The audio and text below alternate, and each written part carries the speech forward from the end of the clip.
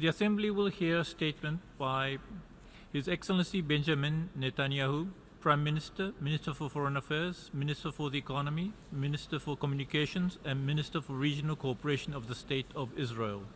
May I request protocol to escort His Excellency. I have great pleasure in welcoming the Prime Minister of Israel. I invite him to address the General Assembly.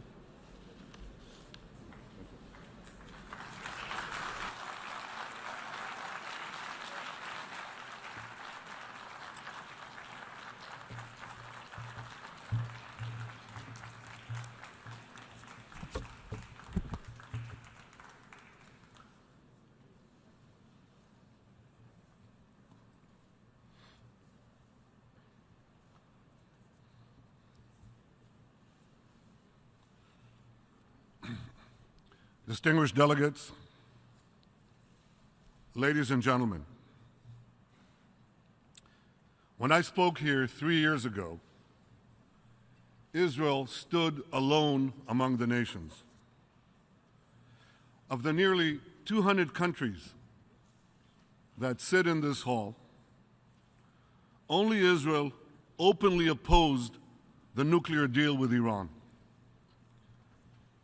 We oppose it because it threatens our future, even our very survival. We opposed it because the deal paved Iran's path to a nuclear arsenal.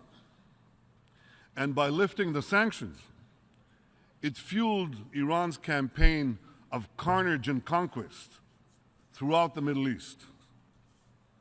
We oppose it because the deal was based on a fundamental lie that Iran is not seeking to develop nuclear weapons. Now, Israel exposed that lie earlier this year. Last February, Israel conducted a daring raid on Iran's secret atomic archive. We obtained over 100,000 documents and videos that had been stashed in vaults in an innocent-looking building in the heart of Tehran. In May, I presented a short summary of what we obtained to the international media. I provided hard evidence of Iran's plans to build nuclear weapons and its plans to deceive the international community. Israel shared this information and even more damning evidence that we found with members of the P5+1 and with the International Atomic Energy Agency. Months have passed. The IAEA has still not taken any action. It has not posed a single question to Iran. It has not demanded to inspect a single new site discovered in that secret archive. So given this inaction, I decided to reveal today something else that we have shared with the IAEA and with a few intelligence agencies. What I'm about to say has not been shared publicly before. Today, I'm disclosing for the first time that Iran has another secret facility in Tehran, a secret atomic warehouse for storing massive amounts of equipment and material from Iran's secret nuclear weapons program. In May, we exposed the site of Iran's secret atomic archive. It's right here, in the Shorabad district of Tehran. Today, I'm revealing the site of a second facility, Iran's secret atomic warehouse It's right here in the Turkuzabad district of Tehran, just 3 miles away. Let me show you exactly what the secret atomic warehouse looks like. Here it is. You see, like the atomic archive, it's another innocent-looking compound. Now, for those of you at home using Google Earth, this no longer secret atomic warehouse is on Meyer Alley, Meyer Street. You have the coordinates. You can try to get there, and for those of you who try to get there, it's 100 meters from the Kalishoi, the rug cleaning operation. By the way, I hear they do a fantastic job cleaning rugs there. But by now, they may be radioactive rugs. This is the second secret site. Now, countries with satellite capabilities may notice some increased activity on Meyer Alley in the days and weeks ahead. The people they'll see scurrying back and forth are Iranian officials desperately trying to finish the job of clearing up that site. Because you see, since we raided the atomic archive, they've been busy cleaning out the atomic warehouse. Just last month, they removed 15 kilograms of radioactive material. You know what they did with it? They had 15 kilograms of radioactive material. They had to get it out of the site. So they took it out and they spread it around Tehran in an effort to hide the evidence. The endangered residents of Tehran may want to know that they can get a Geiger counter on Amazon for only $29.99. As of today, that's just 4 million Iranian rials. But we'll get to that later. I'll talk about the Iranian economy in a minute. They took this radioactive material and spread it around Tehran. Now, the Iranian officials cleaning out that site still have a lot of work to do because they've had at least 15 ship containers. They're gigantic. 15 ship containers full of nuclear-related equipment and material stored there. Now, since each of those containers can hold 20 tons of material, this means that this site contained as much as 300 tons of nuclear-related equipment and material. Right here. So, distinguished delegates, you have to ask yourself a question. Why did Iran keep a secret atomic archive and a secret atomic warehouse? Because after all, when South Africa and Libya, when they gave up their nuclear programs, the first thing they did was to destroy both the archives and the material and equipment.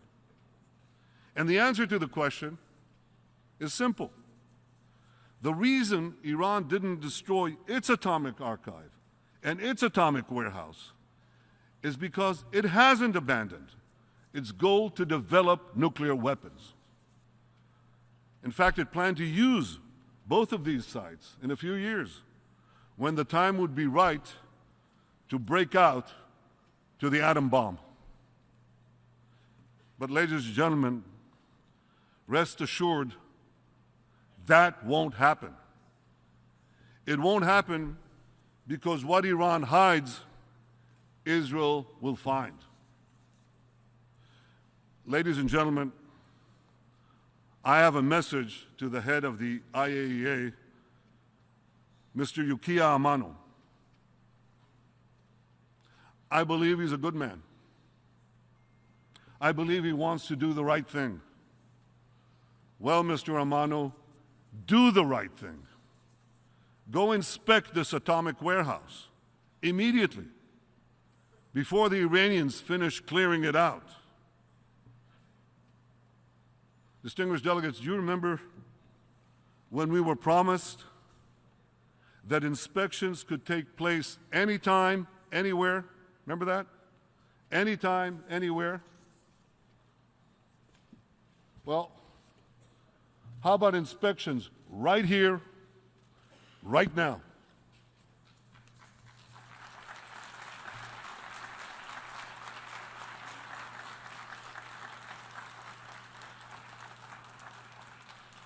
And Mr. Amano, while you're at it, inspect the other sites we told you about.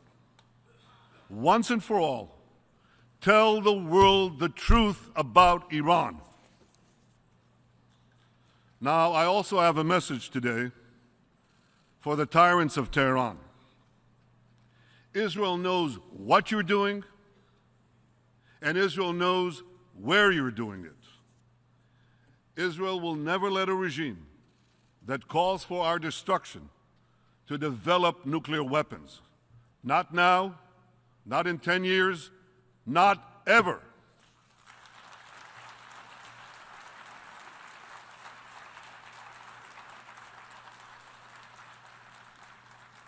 And Israel will do whatever it must do to defend itself against Iran's aggression. We will continue to act against you in Syria. We will act against you in Lebanon. We will act against you in Iraq. We will act against you whenever and wherever we must act to defend our state and to defend our people.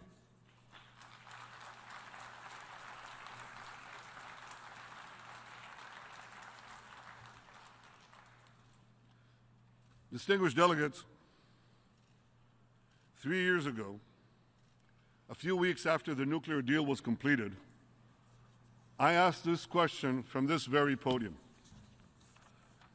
Does anyone seriously believe that flooding Iran's radical theocracy with weapons and cash will curb its appetite for aggression? But many of the deal's supporters believed just that.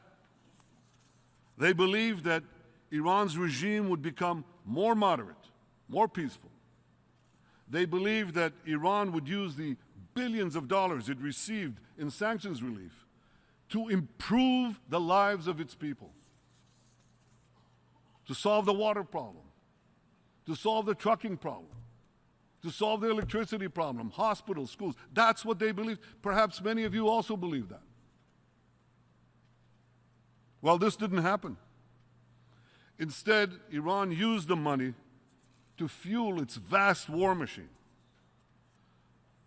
Just this past year, Iran has attacked Kurds in Iraq, slaughtered Sunnis in Syria, armed Hezbollah in Lebanon, financed Hamas in Gaza, fired missiles into Saudi Arabia, and threatened freedom of navigation in the Straits of Hormuz and the Strait of Bab el-Mandeb. Some peace, some moderation.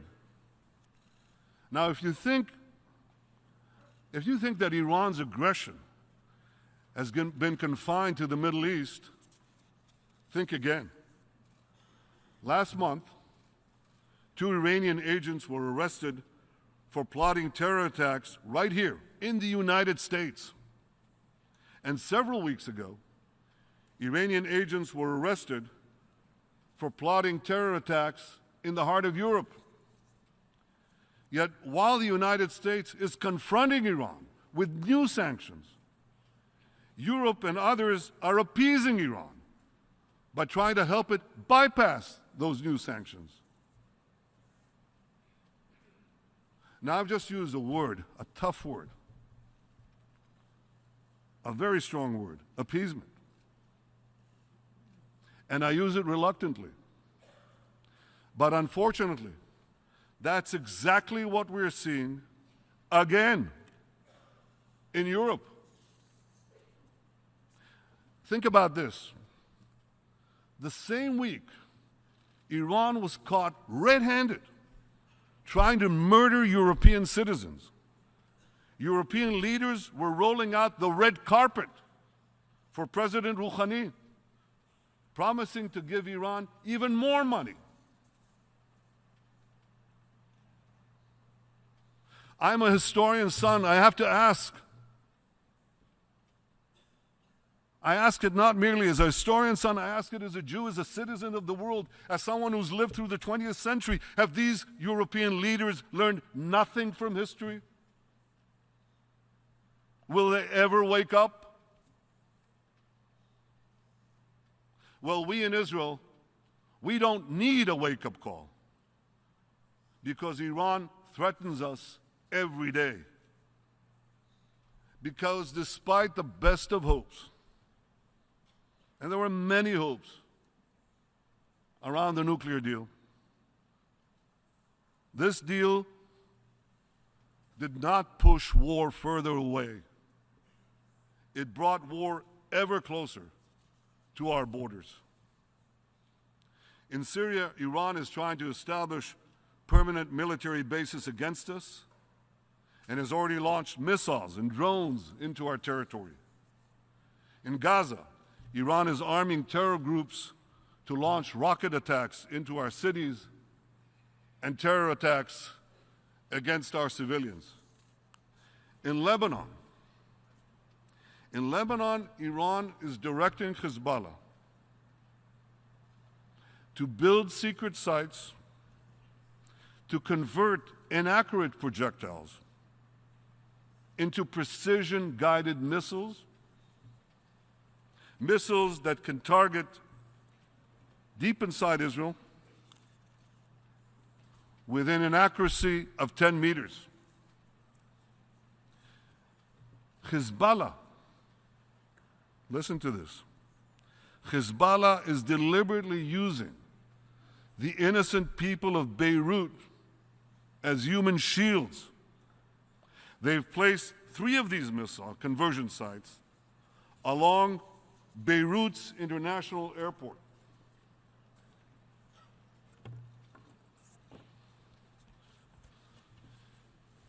Here's a picture that's worth 1,000 missiles.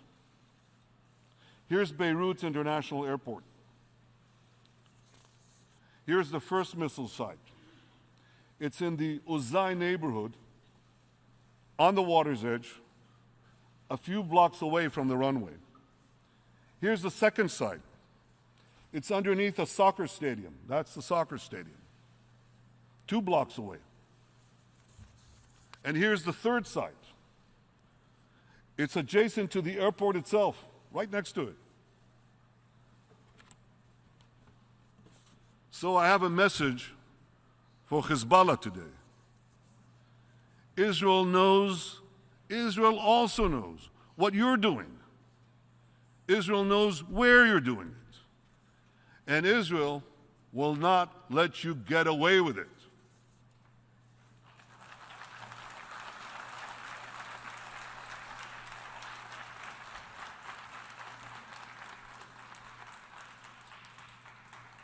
Ladies and gentlemen, just as the nuclear deal supporters were wrong about what would happen when sanctions would be removed, they were wrong, dead wrong, about what would happen when sanctions would be restored. They argued that U.S. sanctions alone would have little economic impact on Iran. That's what they said. Really? Well, let's see what happened to Iran's economy now that President Trump has forced companies to choose between doing business with Iran and doing business with the United States, whose GDP is 50 times the size of Iran's GDP. A year ago, Iran's economy was booming. Now, it's collapsing. Iran's currency is plummeting. Inflation and unemployment are soaring. British airlines, German banks, French oil companies, Japanese oil importers, and many others are scrambling to get out. If that's little economic impact, imagine what will happen with the next batch of U.S. sanctions imposed in November. The deal's supporters were also wrong when they argued, you have to believe that they argued this. I mean, I had many arguments with them. They also argued that restoring sanctions would rally the Iranian people around the regime. Well, they're definitely rallying, but not around the regime. They're rallying against the regime. They're not chanting death to America. They're chanting death to the dictator. They're not chanting export the Islamic Revolution. They're chanting leave Syria, leave Lebanon, leave Gaza, take care of us in Iran. I listened to these protests. I talked to the Iranian people. I issue these videos. And I get so many responses from Iranians. At first I thought these are Iranian exiles in the safety of London or Paris or Los Angeles. No. Iranians from Iran embracing Israel, criticizing the regime. That's an understatement. With their names. And I asked my intelligence people, what's going on? And shortly after, the protests broke out, not because of what I said, but it was an indicator of something extraordinary that was taking place there. Because in these protests, the Iranian people are showing unbelievable courage. From the urban centers to the outlying villages, and it's embracing now the whole of Iran. From the striking bazaar merchants to the young women uncovering their hair. The people of Iran are bravely standing up to a regime that has brutally repressed them for 4 decades and that has squandered their money, still squanders their money, in bloody wars across the Middle East. So here's what I say to Europe's leaders and to others. Instead of coddling Iran's dictators, join the US and Israel and most of the Arab world in supporting new sanctions against a regime that endangers all of us and all of the world.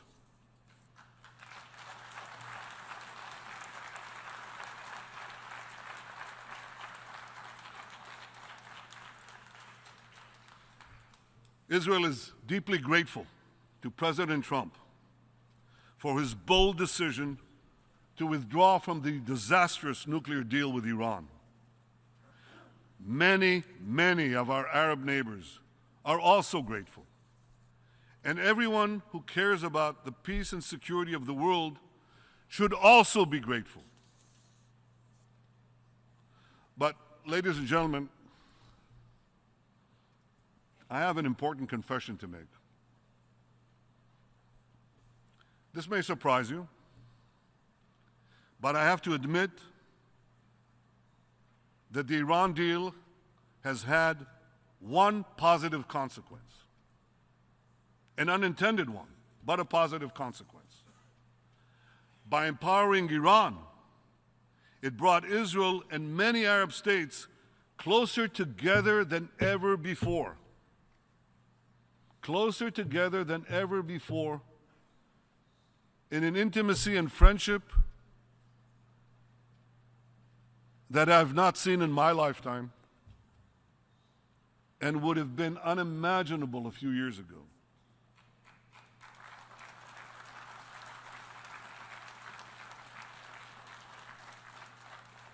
And you know, when you form friendships around a threat, around a challenge, you quickly see opportunities, not only for security, but how to bring a better life for our people, which Israel can help and wants to help do. Israel deeply values these new friendships. And I hope the day will soon arrive when Israel will be able to expand peace, a formal peace, beyond Egypt and Jordan to other Arab neighbors, including the Palestinians. I look forward to working with President Trump and his peace team to achieve that goal. I also want to use this opportunity. We're here at the UN, a place I know because I served here as ambassador many years ago, for many years. So I know something about the UN. So I want to use this opportunity to express Israel's appreciation to President Trump and Ambassador Haley for the unwavering support they've provided Israel at the United Nations.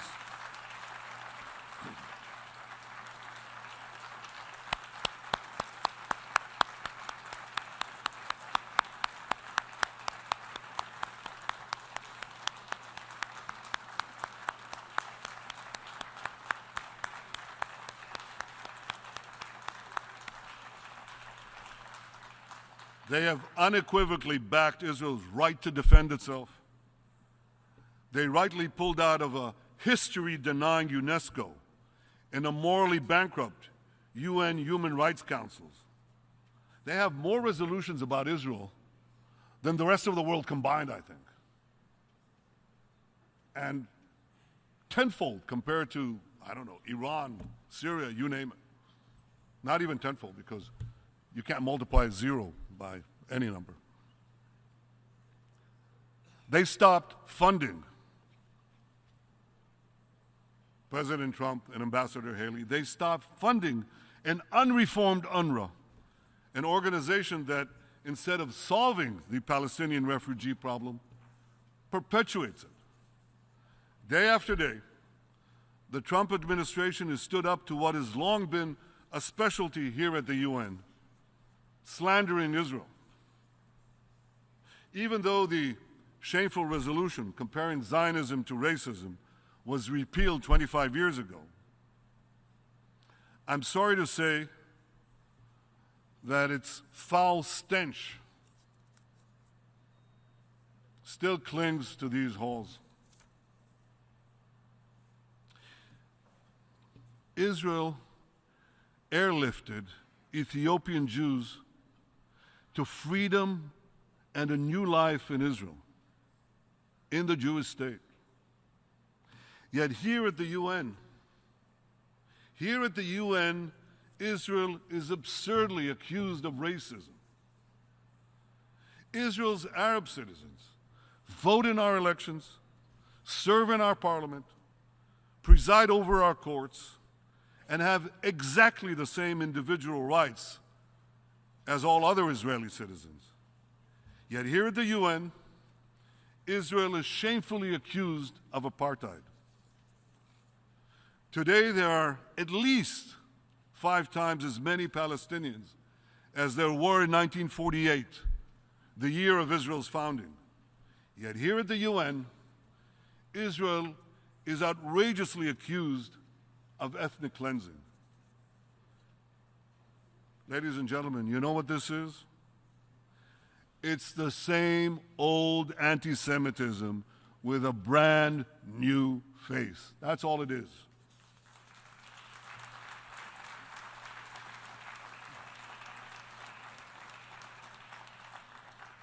Once it was the Jewish people that were slandered and held to a different standard. Today, it's the Jewish state that is slandered and held to a different standard. Here's an example. Take the outlandish attacks that have been leveled against Israel after our Knesset, our parliament, recently adopted a law declaring Israel the nation state of the Jewish people. Mind you, Israel is a free country. You can oppose this law, and people did.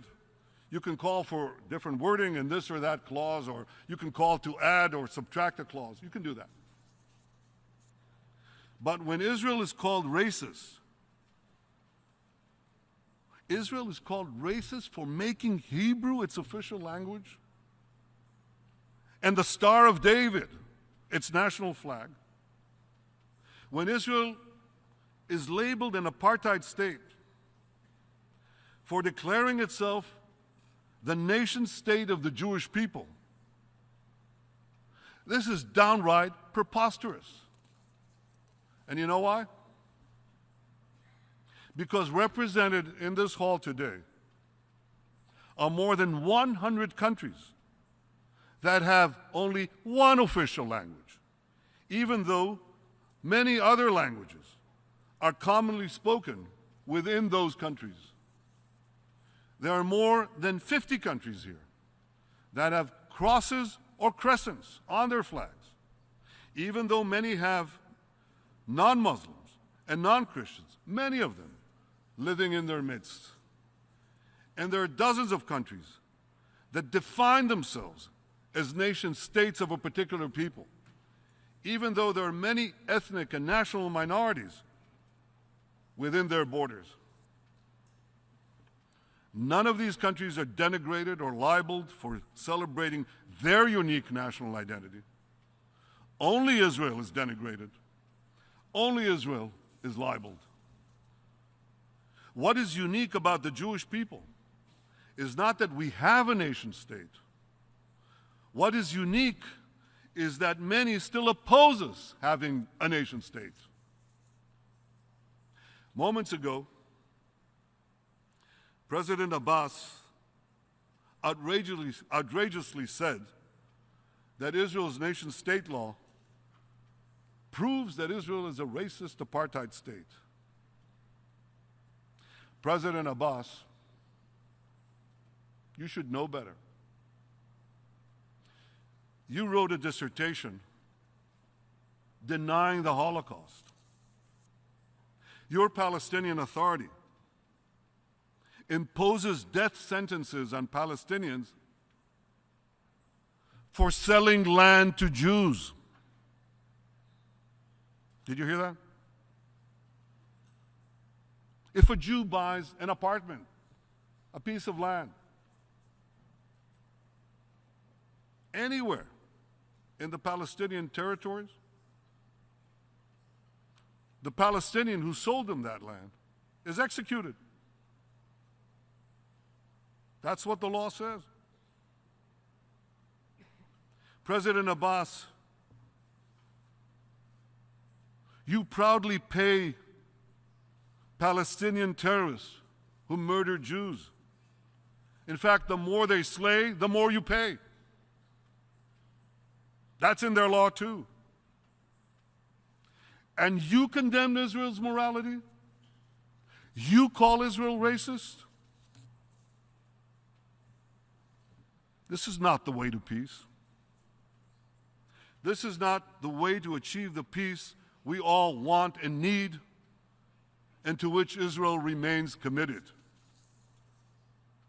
This body should not be applauding the head of a regime that pays terrorists. The UN should condemn such a despicable policy.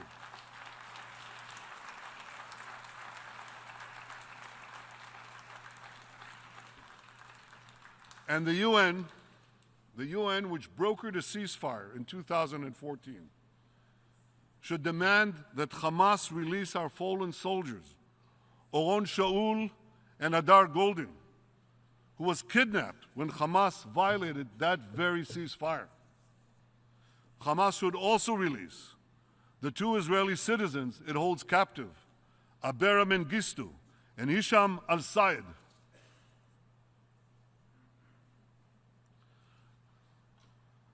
Ladies and gentlemen,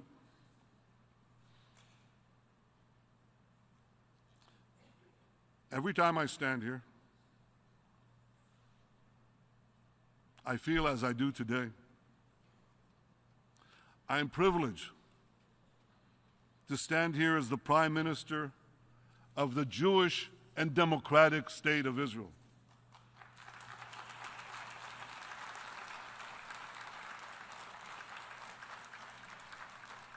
Some believe that Israel cannot be both Jewish and democratic. This is false. Israel is both, and Israel will always remain both. Ever since Abraham and Sarah made their journey to the Promised Land nearly 4,000 years ago, the land of Israel has been our homeland. It's the place where Isaac and Rebekah, Jacob, Leah, and Rachel carried on their eternal covenant with God. It is where Joshua made us a sovereign nation, where David ruled and Isaiah preached, where the Maccabees fought, and where Masada fell. It's the place from which we were exiled and to which we returned, rebuilding our ancient and eternal capital, Jerusalem.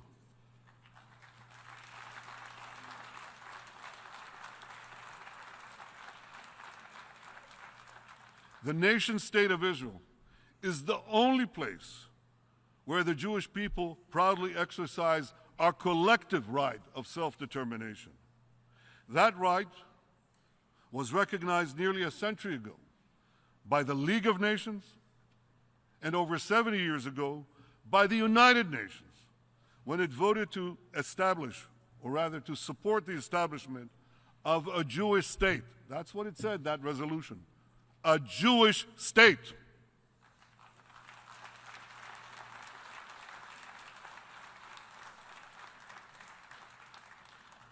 At the same time, Israel is a vibrant democracy where all its citizens, Jews and non-Jews alike, enjoy equal individual rights, and these rights are guaranteed by law. In Israel, whether you're a Jew or an Arab, a Christian or a Muslim, a Druze or a Bedouin, or anything else, your individual rights are exactly the same, and they will always remain the same.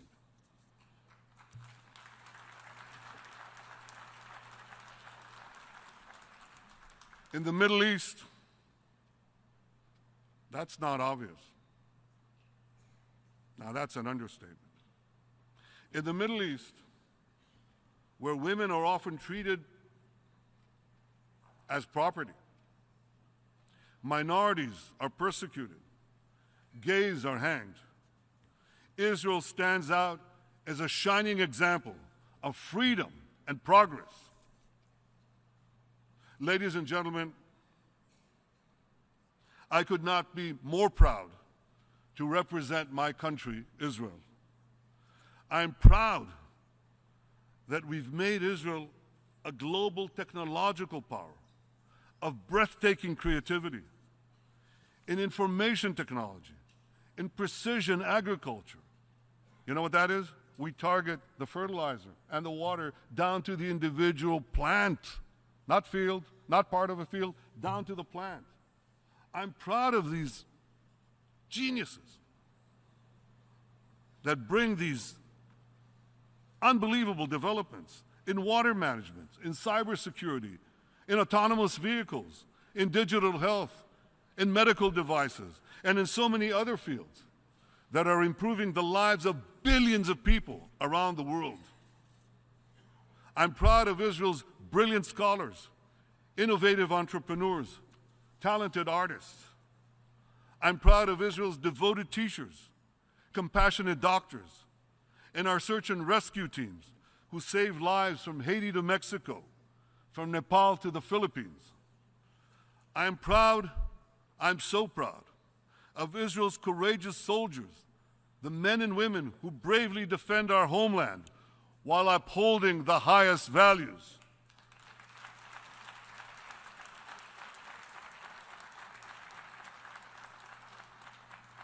And most of all, ladies and gentlemen, most of all, I'm proud of the people of Israel who draw extraordinary strength from the deep wellsprings of our heritage, who possess an unbreakable spirit, and who are determined, as ever, to build a secure and magnificent future for the one and only Jewish state. Thank you.